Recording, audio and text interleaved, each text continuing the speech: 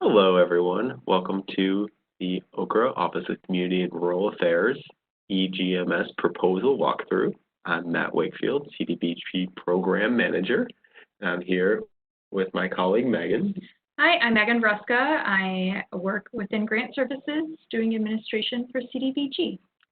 All right, so we are going to walk through how you create and submit a proposal this afternoon. So everyone who is a grant administrator should be able to pull up your your home page for our grant management system. It should look something like this. It would have your name up here and not Megan's testing account. And you should see all of these buttons in the top corner up here, which we'll get into a little bit later. The key one you're going to want to know is this account details. Once you've created any records, whether they be a application record or a grant administration record, you can click on this here, and it's going to see whether it's a grant application or grant administration. You're going to be able to see everything that is associated with your account here and access it here.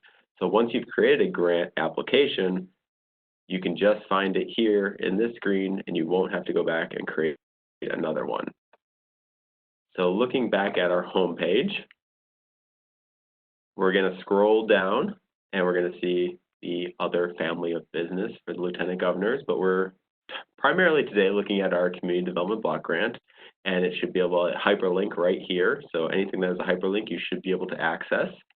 So clicking on the CDBG page, it gives you a rundown, general information, all the fun things that you know already from grant administration training, review at your leisure. And so to create an application, we're going to look right here. Click here to view application. This button is going to create an application record in our system. You should only really need to click this once. Once you've done that, you'll be able to go back to your account details and find that record anytime after that case. So if you're trying to find one that you've created already, you would not click here because this would create a new application record.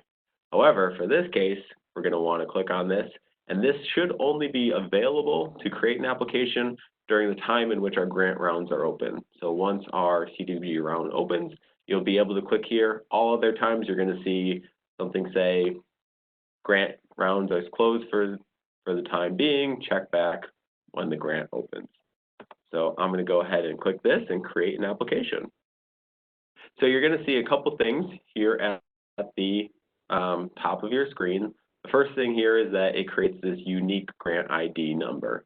So each grant application that is created gets its own unique 4-digit code with ADM, essentially meaning it's an application. If you're calling in reference to this or emailing in reference to any of the applications, we highly suggest that you refer to it as this number. When we're looking on our end to see if there's something that we can do or something to reference it, to give you an update on it, it helps us if you just give us that number along with the information of the town or community that you are referencing. But the easiest way for us is to just type in that number. You're also going to see that it is created a CDBG proposal and that the application status is in progress. So as you move along through our application process, you're going to see that that will change, hopefully going from proposal to application, and the in progress will go to submitted or pending approval, depending on where it is in that application process. The physical application, everything that you have been filling out to this point in the form, is now all found right here in these 13 sections. And then once you have completed all of these sections, you're going to hit this Submit Application button. Right now, this Submit Application button is red, meaning that no matter how many times you hit it, it won't be able to do it until all those sections are completed. So you're seeing these pending for each one, which gives you a sign that those sections are not, in fact, complete yet. So we are going to jump right into this process, and you're going to go into the Click to Edit section for the first section, and your application screen should look something like this. The lead applicant, which is going to be your community that you are working in. So you're going to want to click on the Find button to figure out where it is. And for this example, we're going to be using the town of Colette. So we should be able to click Go and find our town. So there it is, Colette, town of. That record has been created already. If you're doing a community and you search in here, and usually they're going to be listed as Colette, town of, and you don't see it, you can create a new record. You might want to call us first and have us check on our end, because sometimes they're there and they're a little hard to see before you create a new record, so we can avoid having duplicate records that we would then have to merge together later. But typically you will be able to see the community that you're working with right now. So we're going to select the town of Colette, and then the county code, we're going to say that Colette is in Clark County, and it will give you all of this should be populated based on the record of the town that's already been created. If this is blank, that's fine. It just means that that hasn't been done on the back end yet, and you'll be able to do that later in our process. So then for the chief elected official, if the town of Colette already exists and a chief elected official is in it, you should be able to use this lookup function, and it might be mayor. So we're not seeing anything here. Let's see if there's one for me. So there is a public official already in the system under Matt W. Again, if there was not one, you can click new and create that one. Again, our best practices is maybe call us and see if there is something there. We might be able to put it in, but there's really no harm in creating a new one as well too. So we're going to select this for myself. For clerk treasurer, again, the important thing to note here is that if it has a star by it, that means it's a required field. So if you don't have the chief elected official, the clerk treasurer yet, you don't need to worry about filling in all of these right away to progress with your application. It would be helpful to have it in as much information as possible by your proposal, but if you don't have that person in the system yet, it will be perfectly fine to add them later. So I'm going to skip down since we don't know our clerk treasurer, we don't have a subrecipient for this project, we don't have an engineer yet or an architect. So all of those can be filled out later or can be added later as well. We're also going to go through will the application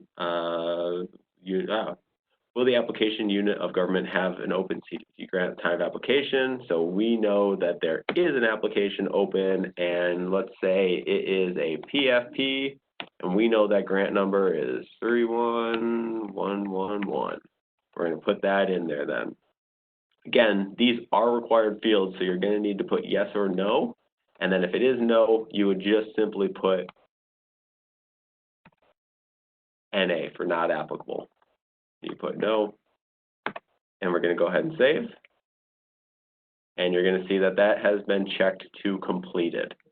So important thing to note really quick before we progress is this completed check mark, it just means that there is something in those required fields. It does not mean it was done correctly. It does not mean it meets all of our requirements necessarily, but for the purposes of submitting the application, those fields have something in them. And that will become more important as we move forward to some of these other projects. Now we're getting to the project information section. Specifically for your program, what program are we doing? For this instance, we're going to say it is a stormwater improvement. And the reason why is there's a little more on the back end with stormwater versus some of our other projects, which you'll see further on in our application process. And then we're going to choose what kind of project it is. And we're going to look for a flood drainage improvements. And then we're going to look at the number of beneficiaries that we think we have. So we're going to say this community has 550 people in it. And the project address, you're going to fill this in. And we know it is in the town of Colette. And we're going to create a fake zip code because there is no such town. And I've already forgot what county I said it was going to be in, but we're going to say, because these don't need to match, it's now in Dearborn County. In the rare occasion that your application would have different counties or it overlays 2 different counties, you're going to need to select multiple counties for it. You're just going to use these arrows to add more counties. Depending on where your service area is for the stormwater improvement project, it's possible that it's further than just the 1 county as well. If you've added too many, you can always just remove it by adding that arrow over there. For general information, you're just going to go through and fill out your general information. Method of procurement is not yet procured. You would do that, not yet procured, or not applicable, or local funds, depending on if you're doing the architect or engineer. You're going to put in when your fair housing ordinance was in. And then we also are requesting that, if possible, put in the state senator, state representative, and your U.S. rep as well in these sections. And we're going to go ahead and save that as well and completed that section. And then on to the national objective. For the national objective, again, you can select the one that is going to be. This is where it's going to be your benefit to low to moderate income persons or your slum and blight designation. We're going to do an area benefit for this one because it is a stormwater infrastructure project. The following question, so this is where we're going to complete our national objective justification. So if we qualified by census, you could just say it qualifies by census, or explaining how you came to justifying that it meets this national objective process. And again, this is where it is important because we'll be checking it on our end. However, for this particular example, you can put in any gibberish and it would accept it as being completed, but it doesn't check to make sure that it is right. So our census data shows that we are at 51%, which makes us eligible by census. And then you would include all the census tract numbers for this project, and you can separate them by a comma, or you can separate them by hitting enter down the list, whatever makes the most sense for you or easiest, just so as long as we can delineate between those 2. Same thing with the block groups as well. Anything that the project area touches, you're going to include those census tract block groups. If you did an income survey, you're going to include this income survey information here and fill it out in full. Again, this is not a required field, but if you did an income survey, we're going to want to see this information here. You're going to include the methodology of that income survey as well. This is not your full methodology. This is a brief description about how you did your income survey, specifically the data collected, who did it, and how you calculated that. Once your project hopefully is awarded, in our FEEPS process, that's where we would gather all the full methodology of that income survey process. And then also, if you were collecting blight clearance, you would then select which one of these is applicable for our points for calculating that in our scoring process. I'm going to go ahead and click Save. And that section is complete as well. The next 3 sections are our project description, project need, and financial impact. For these 3 sections, these are going to be what we traditionally consider our narrative portions of our application process. So this is where we're looking for a description of the project description. So this is going to be that first section that you had completed. Again, I'm just going to type in gibberish for this section to show that it is completed. However, there is a character count limit for this application. It is roughly equivalent, these 3 sections put together is roughly equivalent to 6 pages, which is what was allowable for our previous applications. Each one is split equally at this point. However, that could change before the round opens as well. We'll have an announcement of those character limits for each of these narrative sections. You'll notice something new here is the summary of work. And what this is replacing our media section that we had typically included in the past in our application. Right here, we want you to just do a brief paragraph explaining what the summary of the work you're doing, the number of hydrants you're putting in, the number of linear feet of pipe that's being laid, the types of services you're doing, if it's a public facility, just those descriptions that will go in here. It is different than the scope of work that you'll still attach as a documentation for the project. However, it is a brief summary that we can use for our media announcements for this project, should you be awarded. Something to note in our project description and for these narrative sections for this as well, we currently do not have a naming convention or standard practices, but we are encouraging you to find a way for the documentation that you will upload later in this application to link directly to it. So if you are talking about a part of the project and you're referencing a piece of documentation that shows stormwater flooding, you might have titled that one flooding picture. So you could then reference flooding picture, and then the committee would know to reference that one in the attached documentation that you'll see later. You could also, if you're referencing the PER or the planning that had been done, and it's a page document that's 15 pages, we recommend just saying PER, labeling that in the documentation, and then pointing to what page you want us to see specifically. In this case, I would want to direct the committee directly to page 12 of that PER to find that as quickly as possible. So we're going to go ahead and save, and it won't allow us to save because the summary work is a required field and has not been filled out. So I'm going to include that brief paragraph of all the work being done and go ahead and click Save. Project need is very similar, and you'll just see right here that you can just fill in your entire project need, and then finally the financial impact.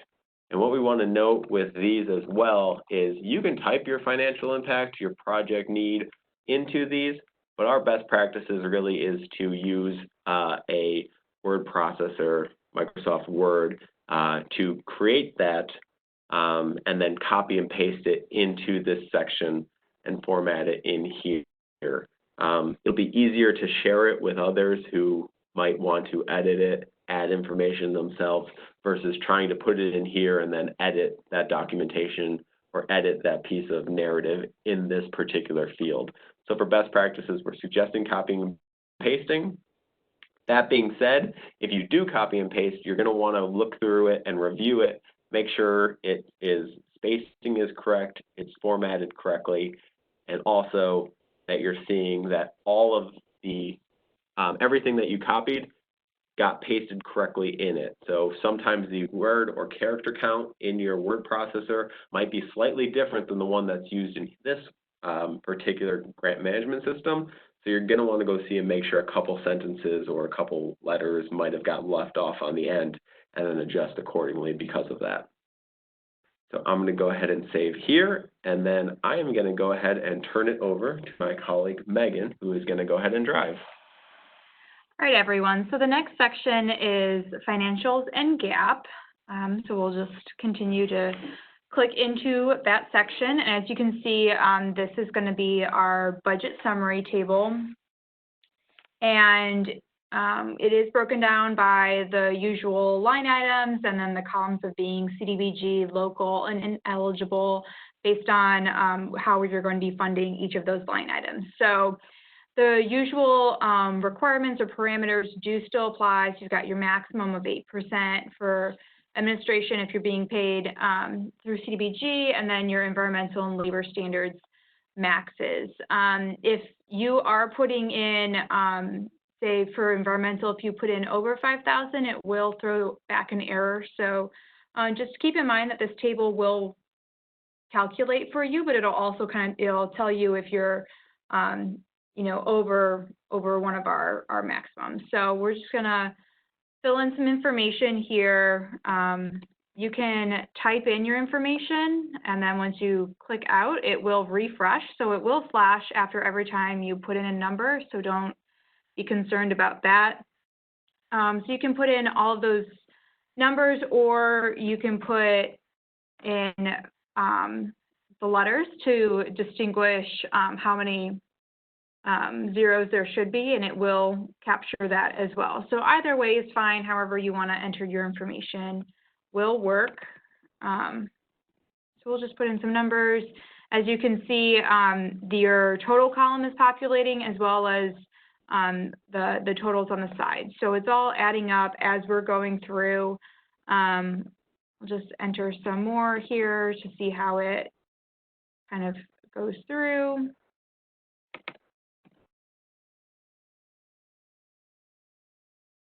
And then once we get to the end, we can see really where our totals are and how much we're spending with local. If you are also using some ineligible funds, you can throw those in and it'll add those up just as well. So now we see, you know, what we're applying for, what we're going to match it with, and you know, if your local match is under, then it'll tell you that as well. So our next box or next table is our local match sources. So here what we need to do is see how much we are pledging in local match, and then we have to identify where those funds are coming from. So under source type, we do have a number of options, and you will pick whichever one is most applicable to your situation for your local match. If it's a loan, you can say it's from a bank, maybe it's from SRF, whatever the case is, you will just put that in there, and this table will also calculate as you're going. So I think we still need 60,000, so maybe we've got some cash on hand. And so we just want to make sure our total local match is even in both columns. And if it's not, it will tell you. So the next section is our gap calculation. We're going to assume 25. You can see that these grayed out fields are already in here, and you hopefully just caught that they flashed. So as you're putting in information into these two blank fields, these other pieces will calculate. So I believe Matt said we had 550 users, and so we're going to see that that brings our monthly rate impact to $9.06. So those are the only two fields you have to worry about for that calculation, and again, it'll do the math for you. So that's this section. So we'll see if we did it correctly. We'll hit save. It looks like we met our criteria. So the next section is public hearing, so we'll jump into that. Now you'll see that there are two spaces here. One is required at proposal and one is required at application. So right now we are doing a proposal, and so we only need to fill in dates for these two fields here. These two fields under required at application, you will leave blank, and when you come back to finish your application at application time, then you'll fill in this information. But for now, we're going to say we published on the 1st, and maybe our first public hearing was the 10th. And if you have a third-party authorization, you'll check that box and you'll put in the name. It can be a person, so maybe it's Megan Ruska. Maybe it's an organization, so maybe it's Grant Services. It can either way is just fine. Whoever is authorized can be listed there. We'll hit save. And we can see that, one, our page did not go back to the main screen, and two, we have an error here, right? So we do have to make sure that our public hearing is correct. When you're scheduling your public hearings, you're more than welcome to come in here and just verify your dates before you publish, if you have the ability to do that, because the system will say, no, you don't have enough time. And please keep in mind that we are still requiring the same proof of publication documents. So you will include those later in this proposal application. And so we will be verifying, you know, whatever you enter here, we will check them against your affidavit and your proof of publication. So, but the system will, at the very least, check your numbers and make sure that there's enough time there. We hit save. that time we had enough, so we will go into our next section, which is environmental review. So we will pick our ER type, and you can see that there's the normal selections here. This will be an assessed project. Now we know that at proposal, you may not have all of your environmental review done. Hopefully it's at least been started. So this is really, we're looking for an update on that progress. So where are you? What have you begun? Hopefully you've gotten some feedback, and if not, that's fine, but you'll just update that at application. So, you know, yes or no is just the answers to these questions. Have they all been contacted? Have you gotten all answers back? No, I'm still waiting on some answers. Yes, I've received all answers. Whatever it is that applies to your situation, just pick the answer. If you have any negative responses from agencies you contacted, you'll, say, the, health said it was no good, or whatever it is, you'll give that explanation here. Odds are it's going to be non-applicable, hopefully. And so don't worry about those boxes if you're unsure of what to put. If the question doesn't apply, you'll just put NA, but we do need a response. So same thing here, if you need an archaeological reconnaissance, and if you've got negative findings, things like that, you'll detail them here and the steps you took. If not, it's just NA. But it does have a required field, so you do need to enter something. If your format 2 is complete by proposal, it's probably not, but if it is, you'll select yes. If not, it's an NA. Same thing at proposal, you're probably not at FONSI yet, and you'll just come back and change these at application. Of course, this is an assessed project, so that one doesn't apply. What we're really going to be looking at here are these 2 columns of agencies that are required for contacting. This is an assessed project, so you do have to contact all of them. You can see that one column says contacted, and the other says comment received. The contacted column is required at proposal. The comment received is required at application. So the system right now, it will check to make sure that there is a date in the contacted fields, but it is not checking at comment received. At application, it will check for both. So at proposal, if you've already received a comment back, odds are this is going to be IDEM, right? Like usually, if because it's an automatic generation, you're going to get that comment back on the same day. You can fill that out, and that's great. If you have something to put in that field, just go ahead and do it. If not, you're welcome to leave it blank. So the way that these fields work, as you saw, you can pick from a calendar. You can also enter in your dates, or if you're contacting everyone on the same day, you can copy and paste throughout. So whichever works for you, you can do through the system.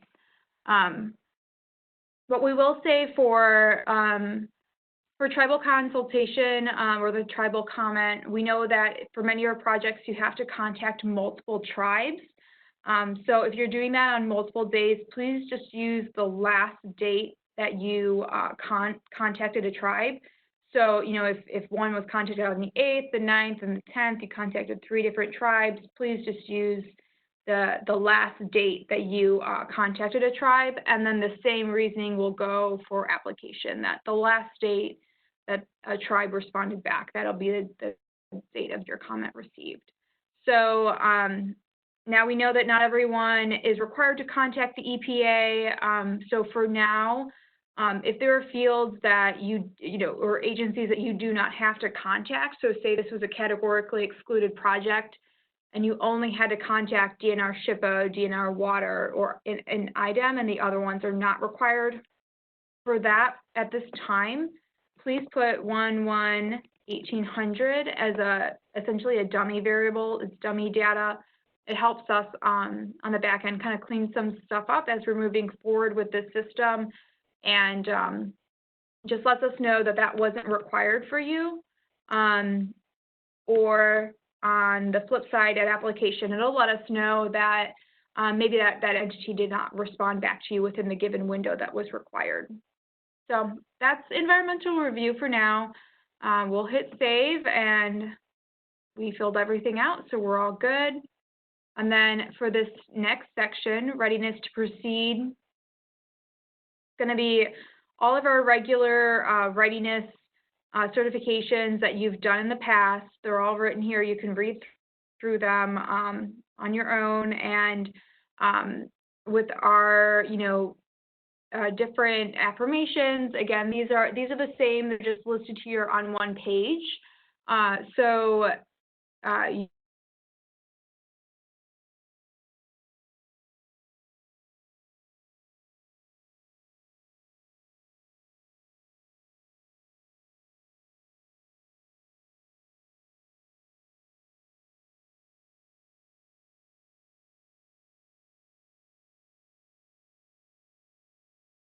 Was that kind of checkbox list, and this is the same fields just laid out here.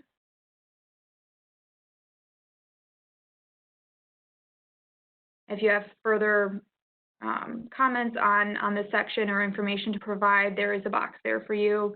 But again, these are just the regular affirmation certifications that you'll go through. If you have if you're permit ready, all things like that, great, and you'll check these boxes. But if not, you'll come back at application and make that that update. If you're ready to say, yeah, no, we have no displacement, great, answer that question.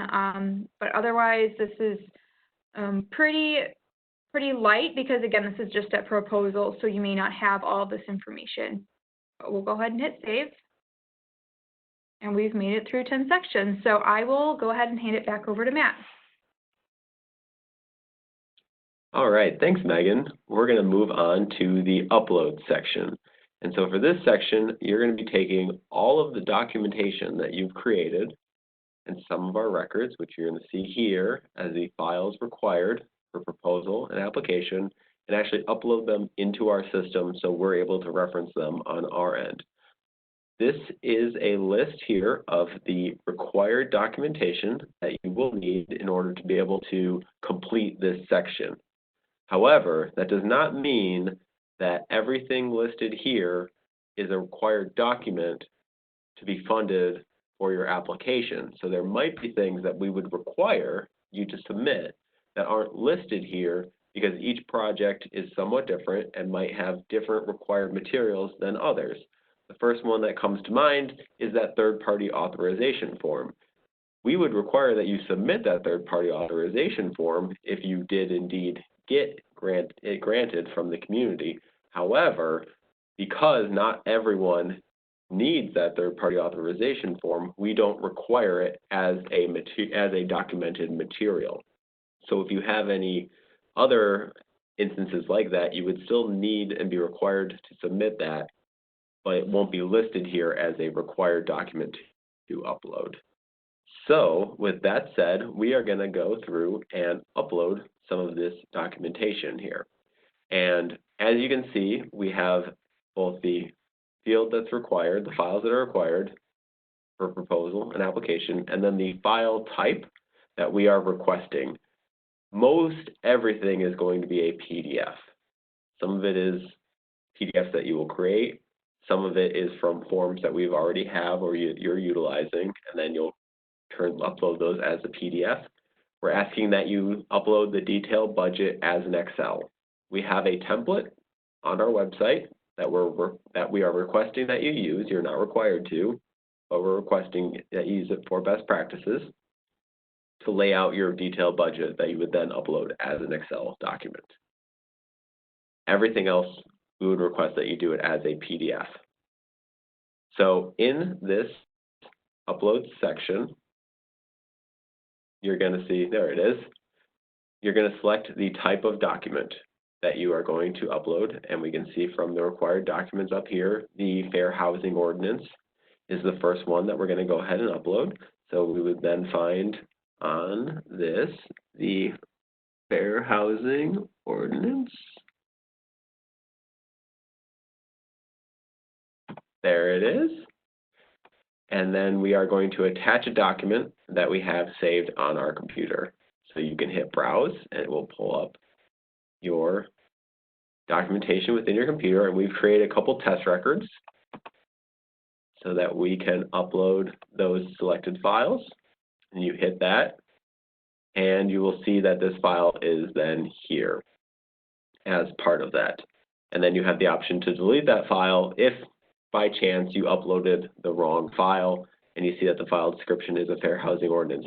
As you can see, because we just uploaded a test record PDF, all this file description, all the system is checking is that you did upload a fair housing ordinance record. It does not test to see if it is the correct record. All it knows is that this is a PDF that you uploaded as a fair housing ordinance. It doesn't necessarily know that you uploaded the correct file. So if we delete this file because we need to upload the correct document, you can then go in, find that document again, in this case it's a test record, and then you can upload that selected file. So as you can see, I've uploaded 3 documents already with each of the different file description names. The name of the file is always going to come up with the date in which you uploaded it and the test record, or not the test record, sorry, the application record for the application that this is attached to. And then finally is that name section that your file was named as a PDF.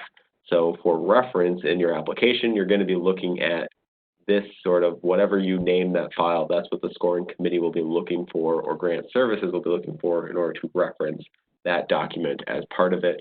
We're recommending that if it is a fair housing ordinance, you would name it something similar to fair housing ordinance to easily identify that section as part of that.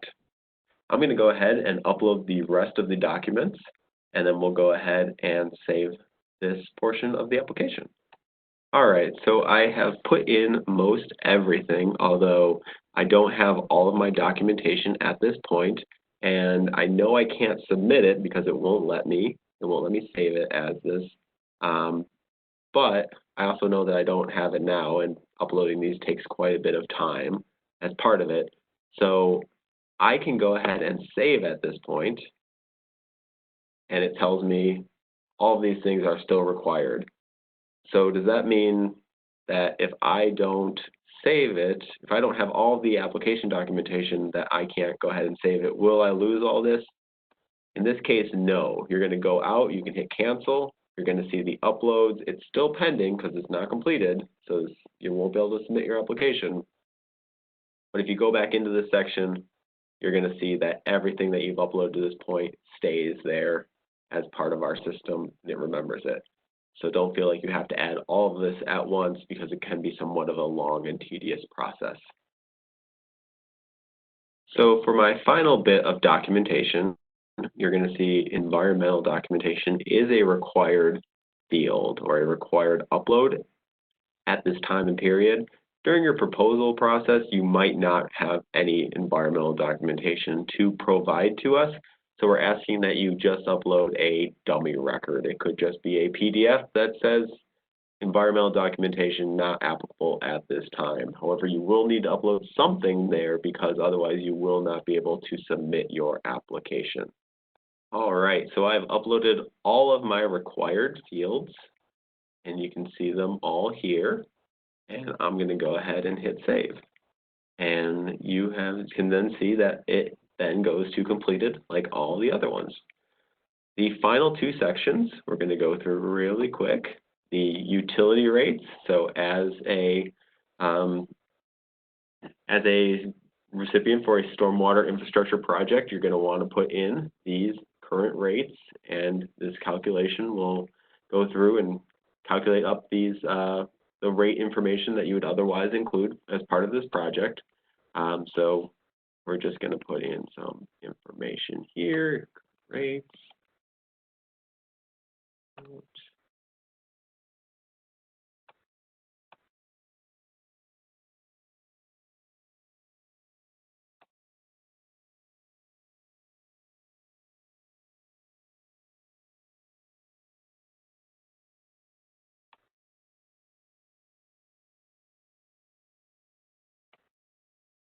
And then we're also going to look for the year that the water ordinance or your other ordinances were enacted.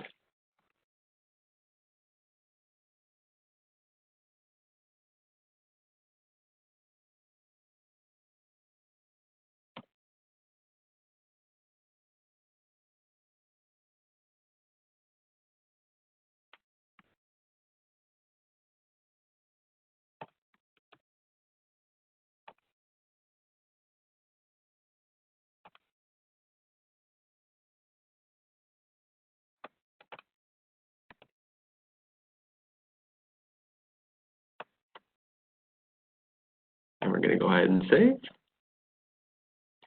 And then finally, the legal section for our proposal, what we're asking for as certification.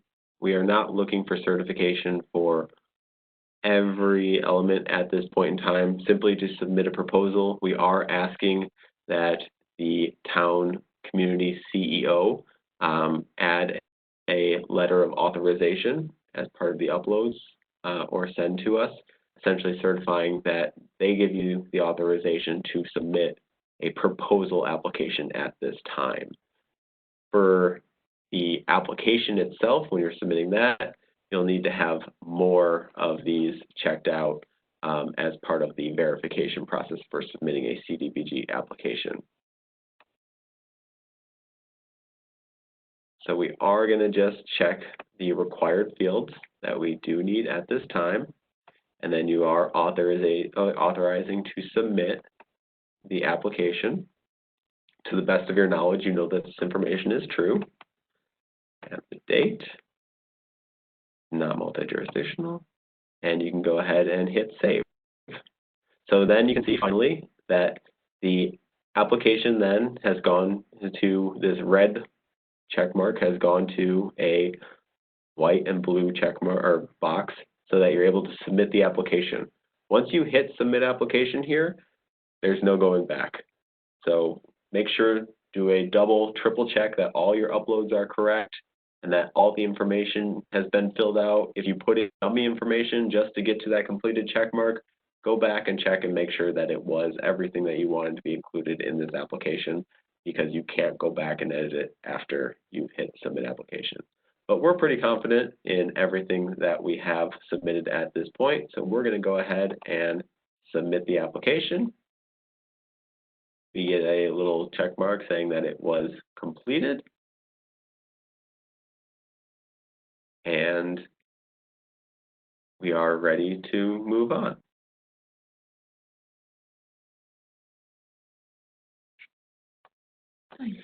And you'll notice, because this is a test account, that it has gone to denied, but what you will see is it will update as a CDBG proposal, and then it will go to awaiting approval when you hit refresh in your browser. Have any questions moving forward, you're going to want to reach out to either myself, Matt Wakefield, or Megan here at Okra. And thank you very much and have a good day.